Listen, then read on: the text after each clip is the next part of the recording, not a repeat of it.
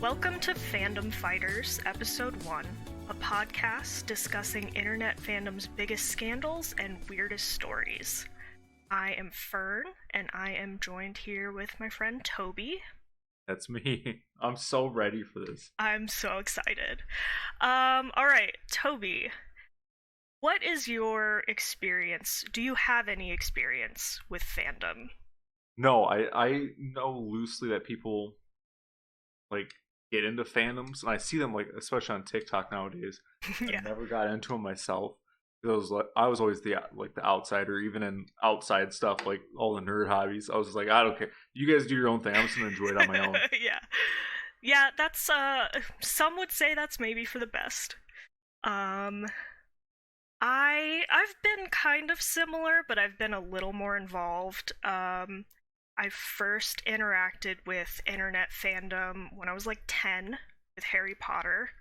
I think most people our age, like the older millennials, would have that same experience. And we'll talk about that a little later, too.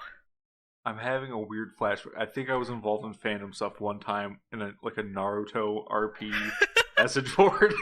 Now that I think about it, I'm like, wait, was that fandoms? Yeah, that was fandom. Yep. But I was only I submitted my character to it, and then I died. Like this first day upstairs, just like, yeah, your character's dead now, so you can't really do anything. Get the submit and do it. I was like, oh, I'm just gonna leave. And that was your fandom history over. That was it. They essentially killed your fandom. Yeah, it was immediate. And I was just like, this isn't for me. This is too high paced for me to keep up with. I was just trying to vibe in the Leaf Village or whatever. That's hilarious. Yeah, I think I was a part of an Inuyasha RP in like middle school, but I really don't remember. So in middle school it was like the Kingdom Hearts and the Inuyasha, the fanfiction.net, and then the Tumblr era took hold of the fandom. I'm familiar with Tumblr before it got censored. Were you on like the cool side of Tumblr though? I only every once in a while I would do very specific searches on Tumblr that I don't want to talk about on this podcast. Okay, no, that counts as the cool side of Tumblr. Okay, all right, cool. I was on I was on the dork side of Tumblr, the like super hulocks, if you're familiar with that. I do know that term. Yeah. I avoided being a super hulock because I did not like Supernatural. But I definitely was into like the Doctor Who and the Sherlock, Lord of the Rings, that kind of stuff. I'm a little familiar with Super Hulock. I've seen memes about it. It's always it's not like disparaging, but it's always like this is the fandom. It's like everybody loves these, and it's like the entry level point, right? Yeah. It was a little unavoidable back in the day.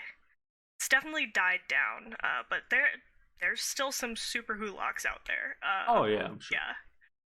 Yeah. So now I feel like TikTok and Twitter have taken over fandom mostly, and Discord. So I am right now involved a little bit in book Twitter, and when we could go to conventions, Cyrus and I worked at conventions.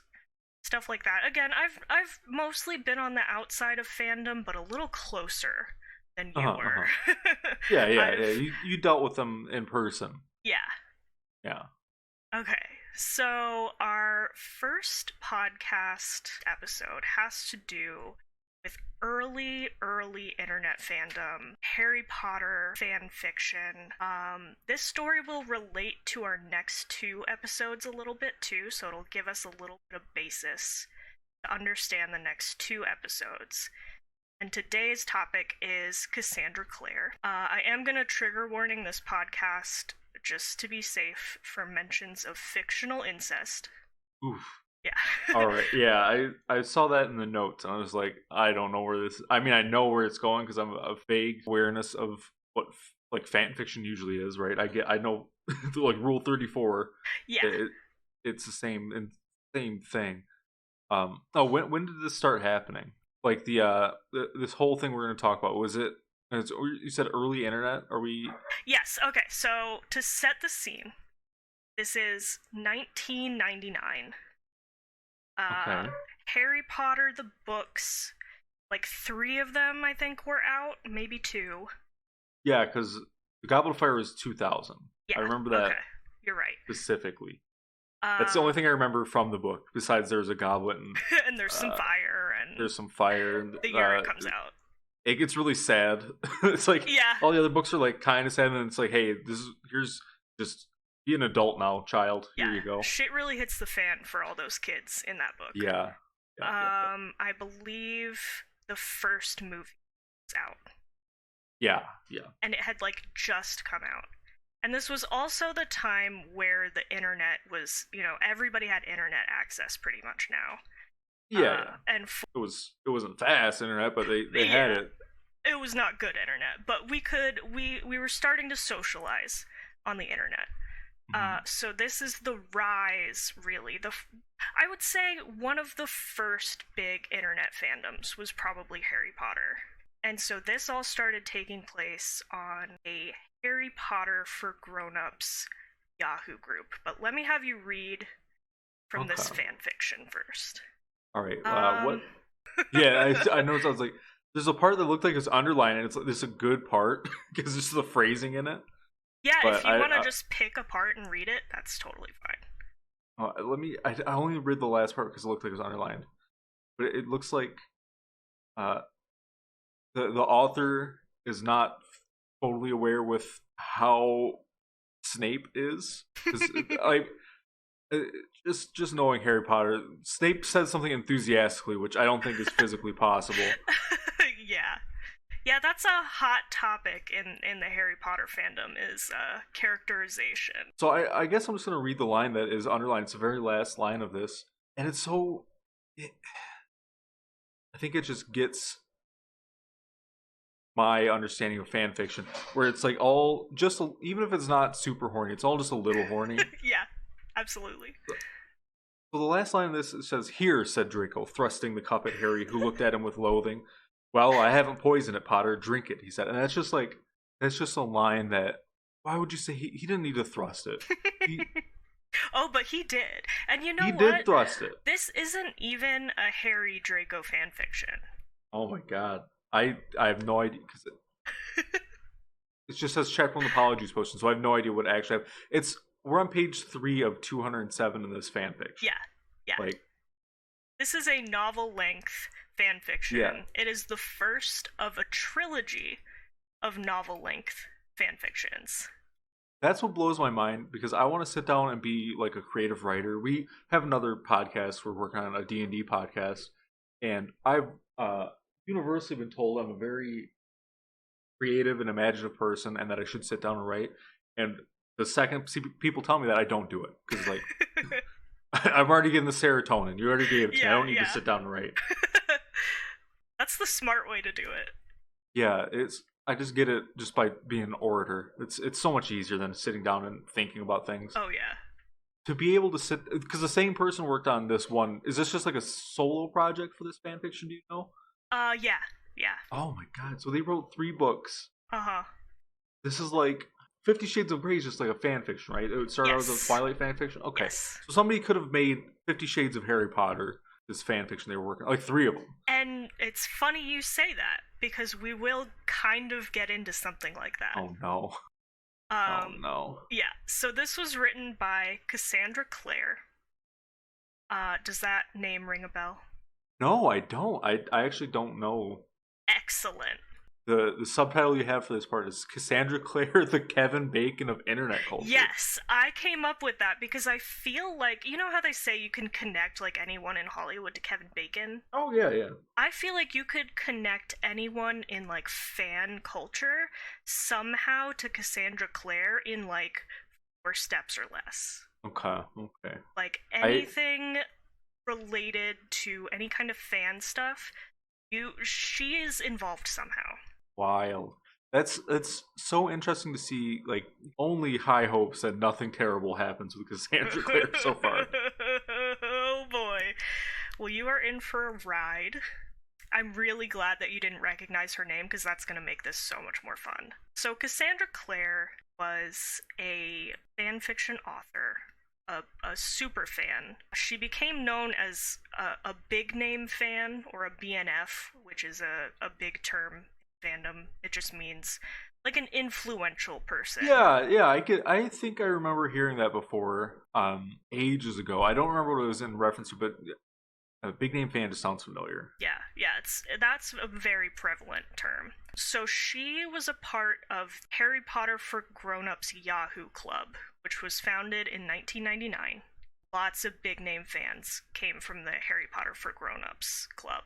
So then a lot of those people went on to found the website Fiction Alley in 2001, and that's an archive for Harry Potter fan fiction. And a chapter of one of those Draco fan fictions that Cassandra Clare wrote was one of the first things, maybe even the first thing posted on Fiction Alley ever.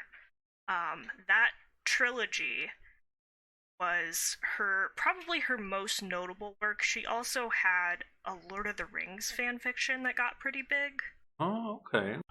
Yeah, but this Draco trilogy, like, influenced the fan interpretation of Draco Malfoy.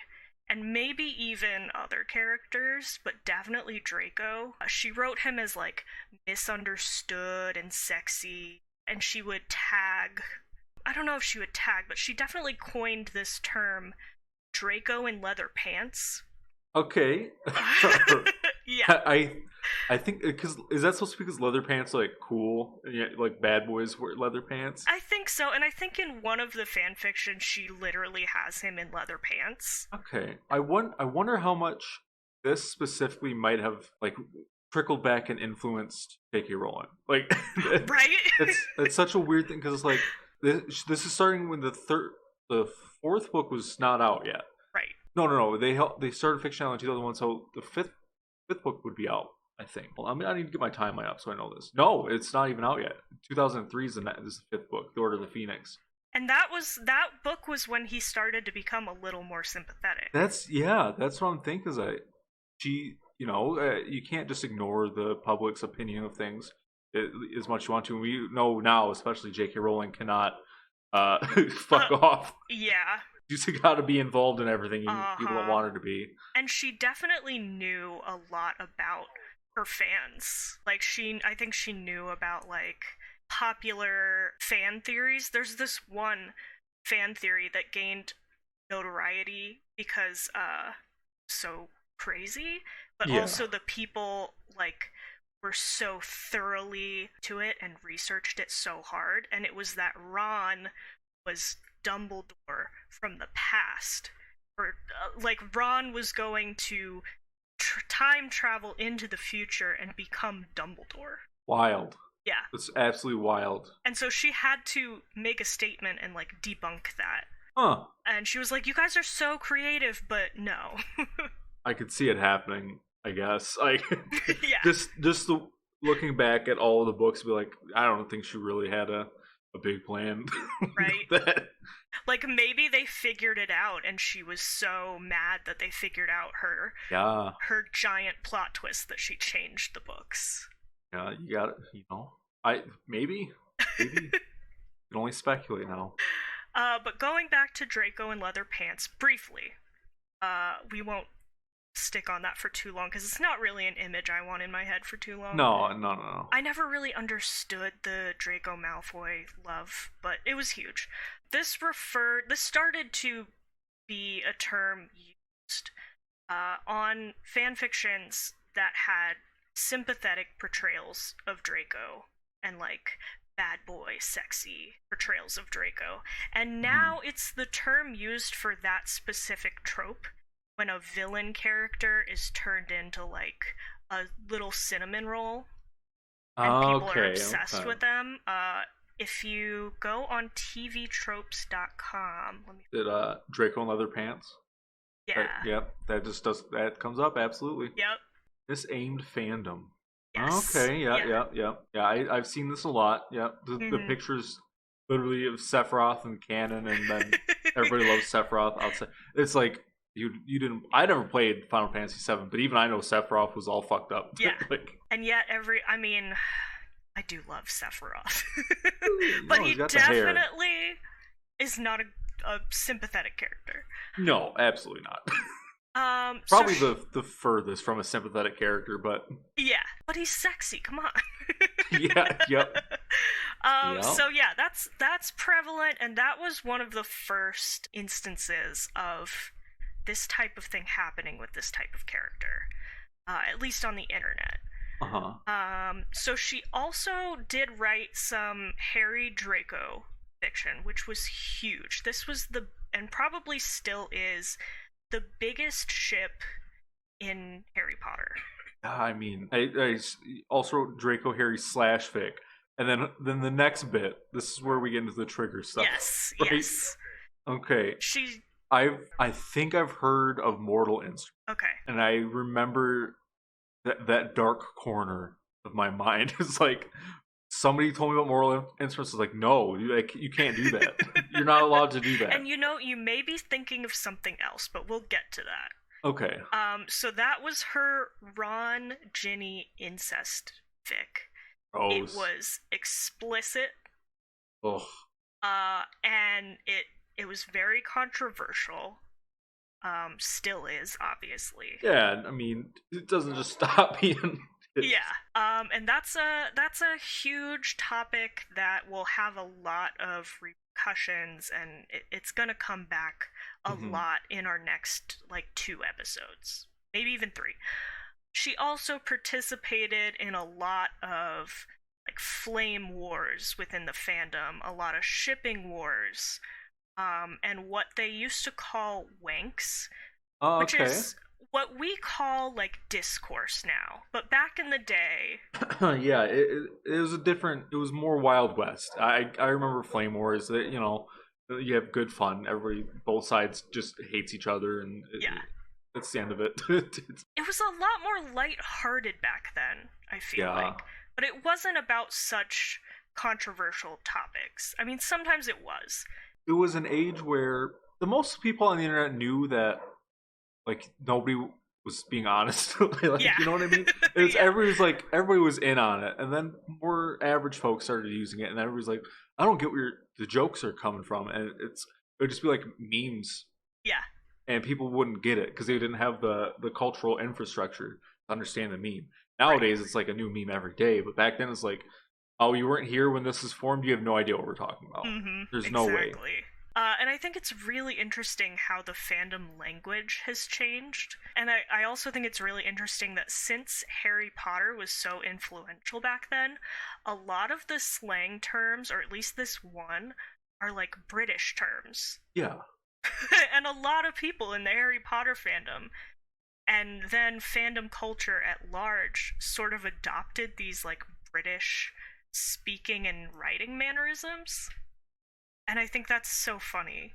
You do see a lot of, especially Doctor Who, the equivalent to being a British weeaboo. I think I've heard the term teaboo passed around. Yes. And I think that's what I think of when I think of Doctor Who super fans. It's the supreme love for a place that you haven't been. And it's only the positive portrayals of it in media. It's nuts. They'd be like, I'm drinking tea and watching Sherlock, and Sherlock. Yeah, I couldn't even. I remember I never watched it. I just remember Benedict Cumberbatch was Sherlock, and everybody loved it. I was like, I was obsessed with Sherlock back in the day, and Cyrus and I went back and watched it this year, and we were like, oh my god, this is not as good as we thought it was. This is bad, actually.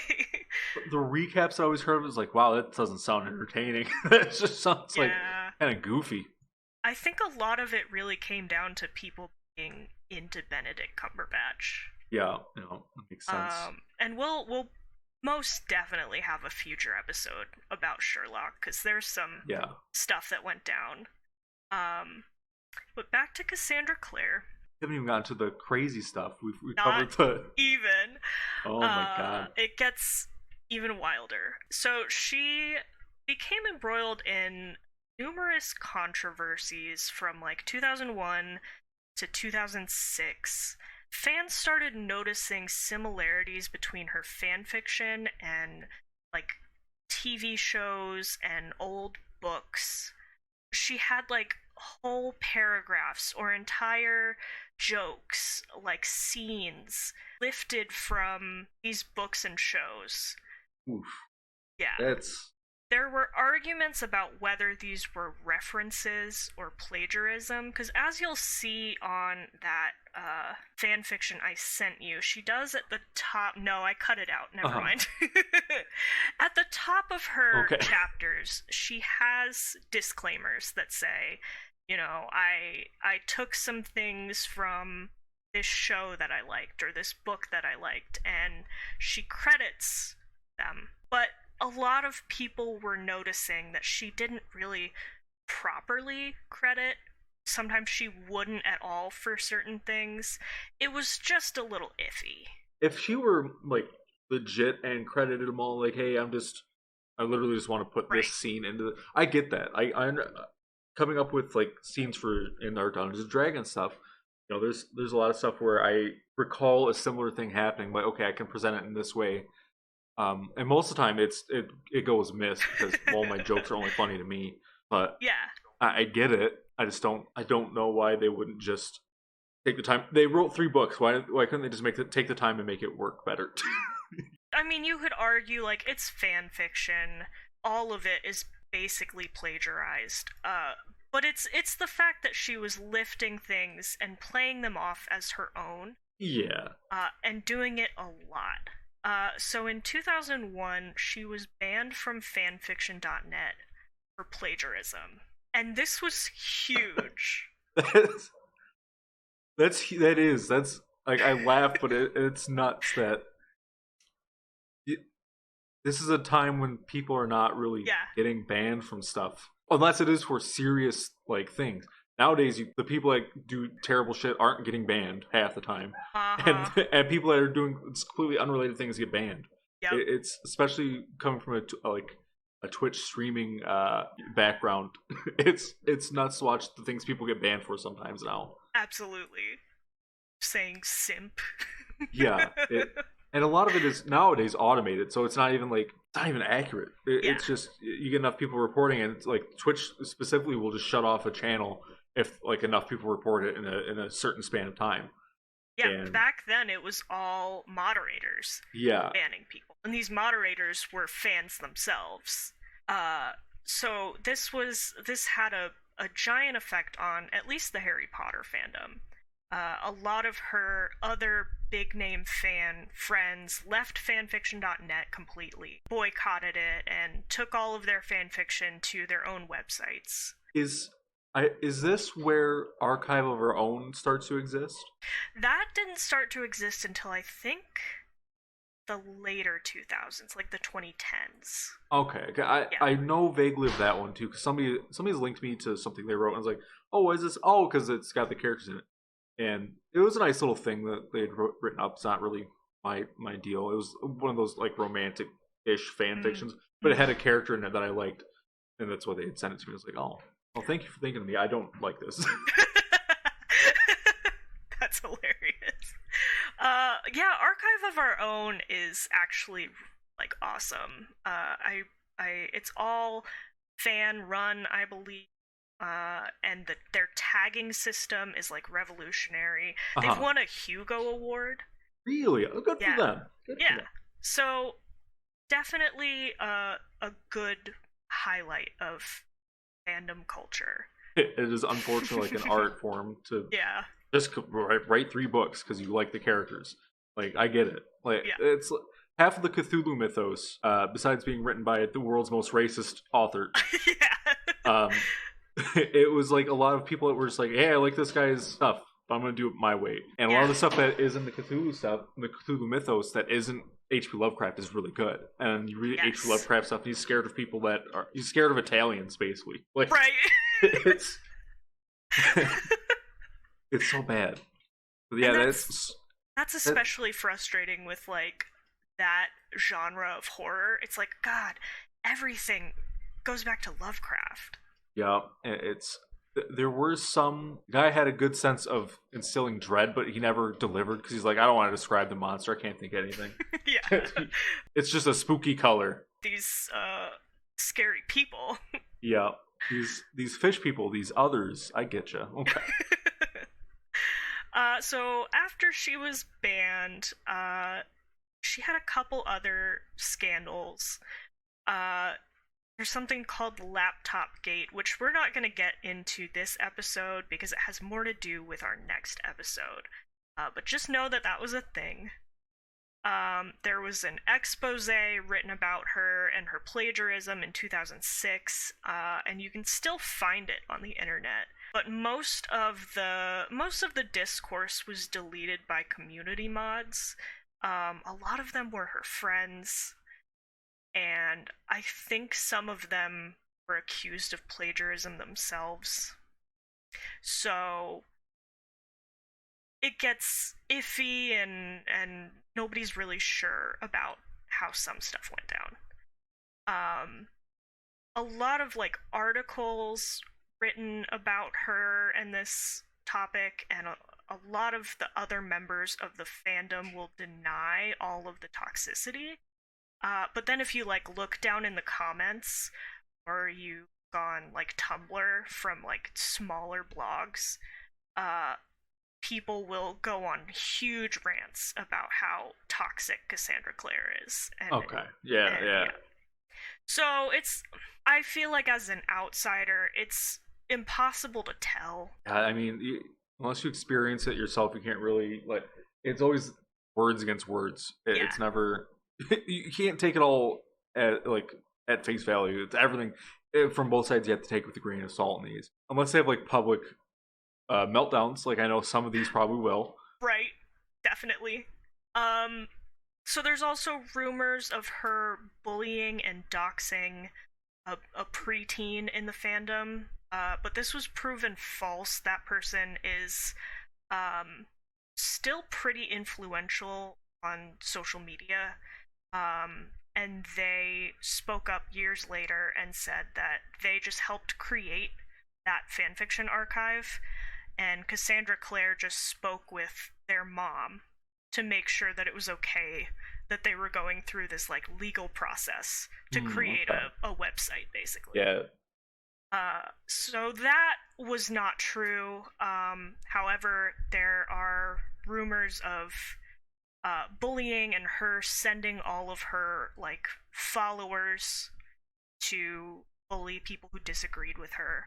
Because again, she was like I cannot stress enough how much of like a queen she was to the people in the Harry Potter fandom. People would like fight over her and try really hard to be her friend. There was like an inner circle, it was literally called that, of big name fanfiction authors. Okay, so this is kind of like the parasocial relationships that we see a lot now in like YouTuber super fans, right? This is where people even if she's taking advantage of it, it's still like a parasocial relationship where it's this assumed relationship between the fans of the fan. Yeah, of the fans. You could definitely say that. Yeah. Okay. It was a little more close knit than stuff nowadays, because I feel like everybody in the Harry Potter fandom who was active kind of knew each other. But there was definitely like a power imbalance aspect. Wild. I mean, I get it. I understand why any group is going to have these power struggles. Even groups of people writing children's fan fiction that's definitely not for children. Yep. Like I just keep this line just says the Mortal Instruments. It's the next thing. More of that the story, the Ron and his sister hooking up. I hate it. Yeah. Hopefully the dogs don't get picked up too much, but we'll work that out in editing. Okay. Where were we? We were talking about. We were talking about incest. Yeah, oh, wonderful. Yeah. So Cassandra Clare was a big Harry and Hermione shipper. And this was before the last few books came out. So nobody knew that in canon, Harry ends up with Ginny, Ron ends up with Hermione.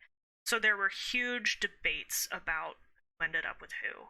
Yeah. And Cassandra Clare hated Harry and Ginny. She hated that ship.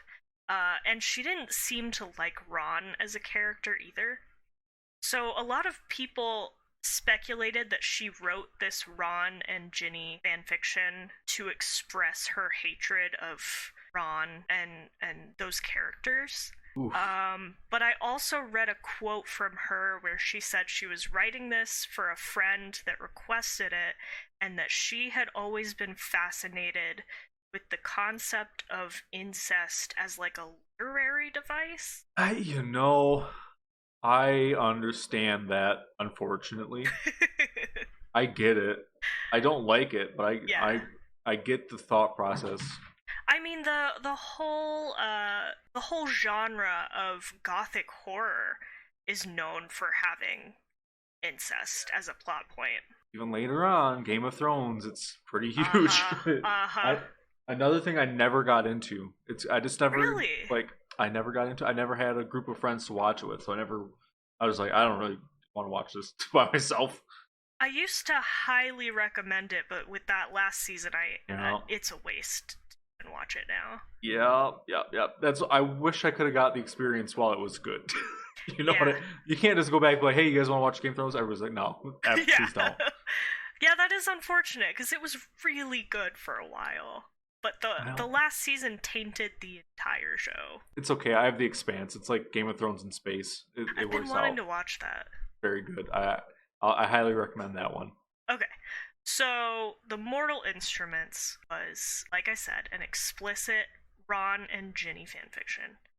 Um, Shortly after that, I think like maybe 2 years after that, she took all of her fanfiction down from the internet. And this was because she had a book deal. Oh no. She was getting published. Oof. I hate that. Yeah. So her first novel was the first book in a trilogy. It was an urban fantasy called City of Bones. Oh, that's okay. Yep. You recognize that, I right? recognize that. I think. Let me Uh-huh. look it up. I need to see the images of this book. I believe this is something my ex read. I would not be surprised. I very interesting names for books. I like the theming of calling it City of Bones. It's very cool. I'd go to a city that's made of bones, but Right? She has pretty cool titles. yeah, the Um titles are nice.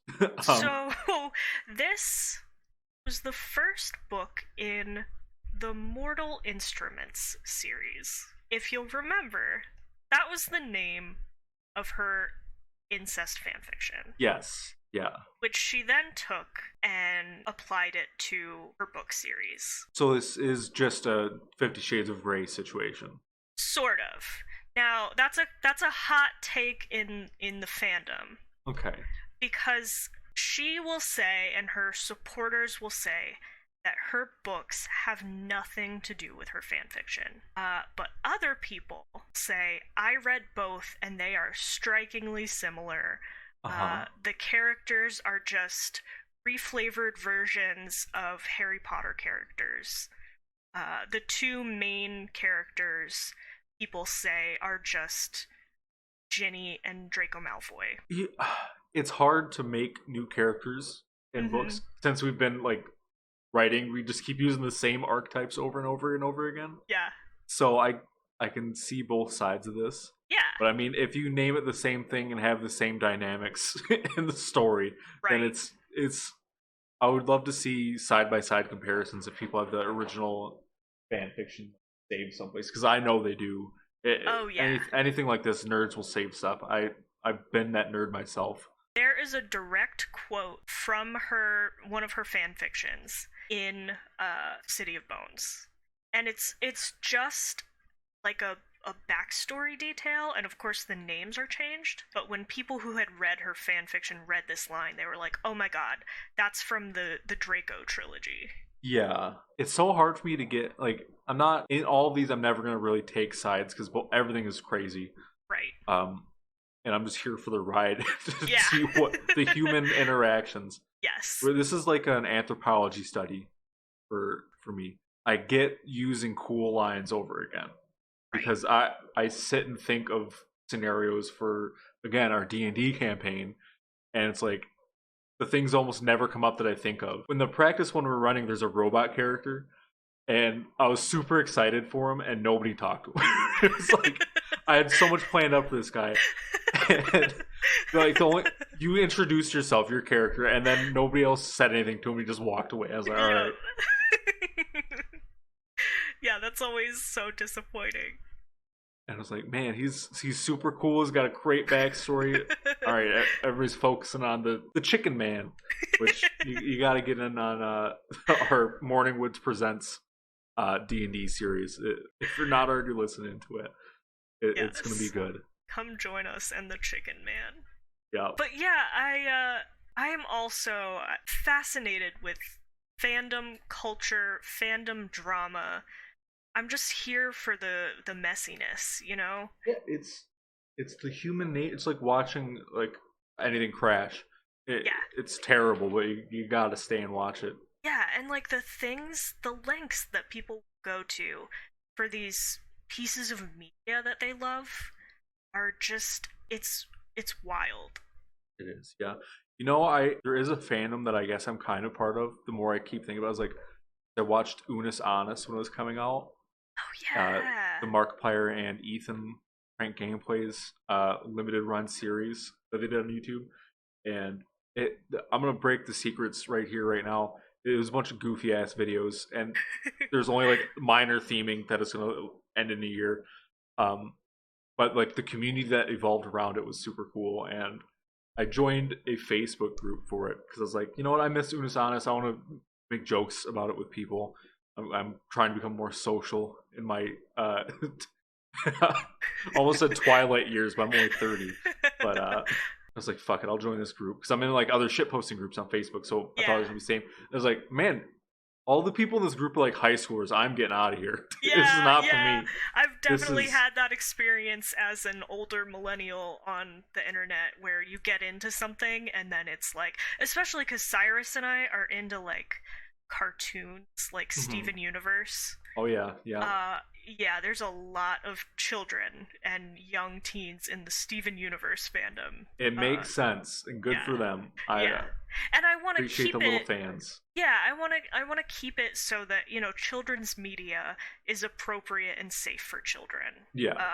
When you're on like Twitter where kids aren't supposed to be on there and you're talking about Steven Universe and then suddenly somebody's like, I'm a minor. You're like, oh my god, like I've accidentally followed like 13-year-olds and then I had to unfollow them.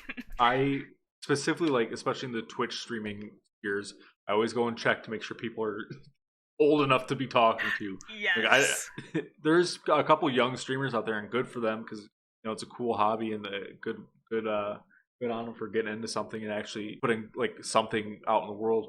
But I don't want to interact with you. Yeah. You're not. This isn't my scene. Exactly. Okay. But we have to get back on track.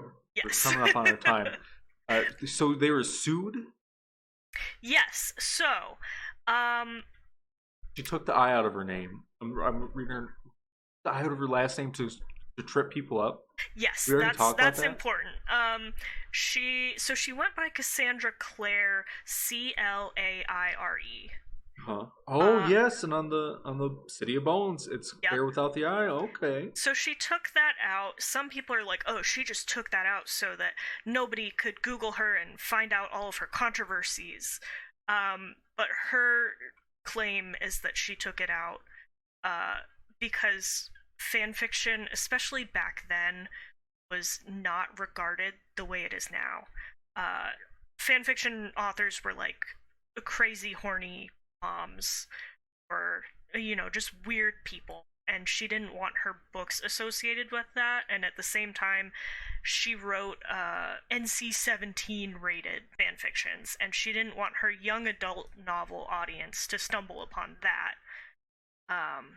She got a TV show made. Yes. That's nuts. And that's insane. Movie. And a movie? Yeah. Oh my god. Yeah, so she's big in like the young adult Shadowhunters. Okay, yeah. I have seen parts of this and I was like, this isn't for me. Yes. Not for me either. I'm big on book Twitter. I mean, I'm not big, but I am very into book Twitter. But when it comes to the Shadowhunter stuff, I can't do it. Any urban fantasy really is not my thing.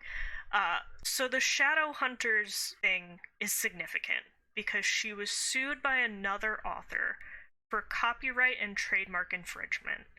And she claimed that a bunch of the plot points and words and magical objects were taken from her series because she had a series about dark hunters. Uh-huh. I can see the similarities. From a phrasing standpoint, I would not have gone with Dark Hunters at all.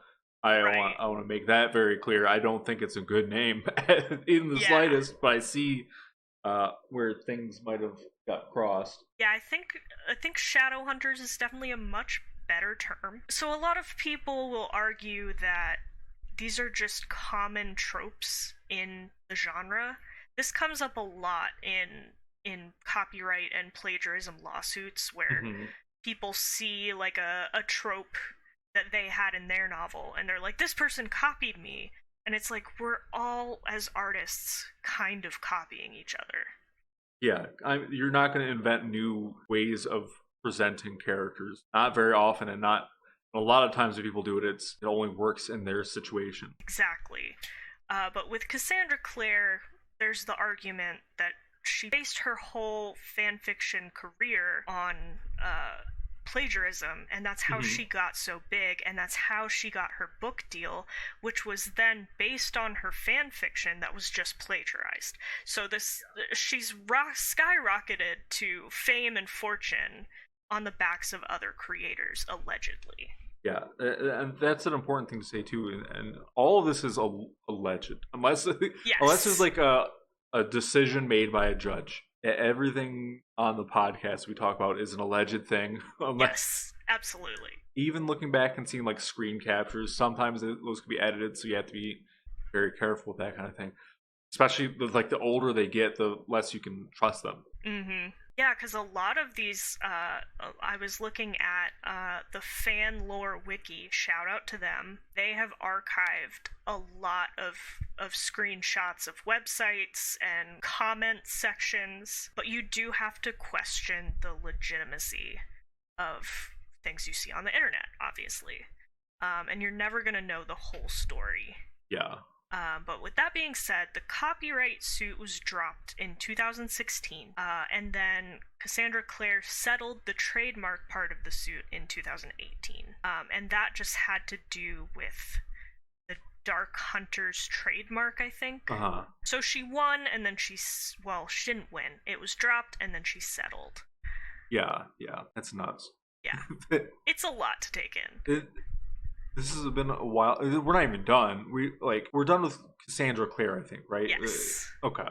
Because she's doing her own thing now. She's girl boss and making Shadowhunters, which got canceled. Yeah, she's definitely a millionaire now. Oh yeah. She's still a huge name in book Twitter. A lot of people will recognize, if not the name Cassandra Clare, then City of Bones or the Mortal Instruments or Shadowhunters. The first Mortal Instruments I saw, I was like, I know that. I know that. I think I've looked at the books like in Walmart or something. I was like, wow, this does not look for me at all. And she has a lot of books now. But it's funny because a lot of her huge fans nowadays have no idea about her Harry Potter beginnings. No, and I find that just fascinating. It's crazy.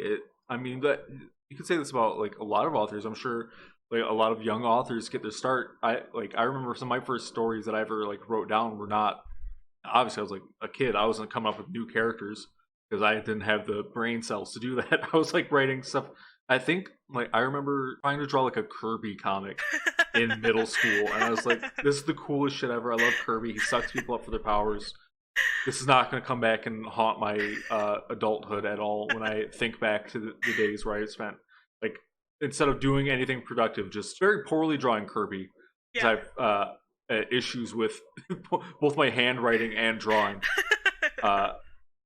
So it was just really bad art and a story that made no sense. I think honestly, if I could remember how it ended, I would love to. But I'm pretty sure Kirby sucked up like a black hole, and it was like super depressing.